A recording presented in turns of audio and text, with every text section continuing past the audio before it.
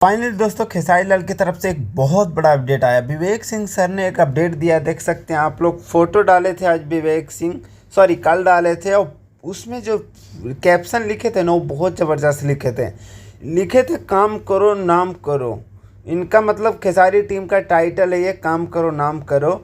Track एक बोल सकते हैं आप लोग। और उन्होंने लिखा कोई बहुत ज़बरदस्त गाना आने वाला है। मुझे लगता है गाना या ट्रेलर तो नहीं, मूवी का भी संघर्ष 2 का। मुझे लगता है गाना आने वाला है इस हफ्ते में। ऐसू अखिलेश कश्यप सर ने भी ट्वीट किए थे और विवेक सिंह सर ने भी ट्वीट किए, फोटो दिया है, 2 ट्वीट किए थे उन्होंने। और मुझे लगता है कि कुछ स्पेशल करने वाले हैं, क्योंकि पवन सिंह सर के देख रहे थे इतना गाना नहीं निकाल रहे थे।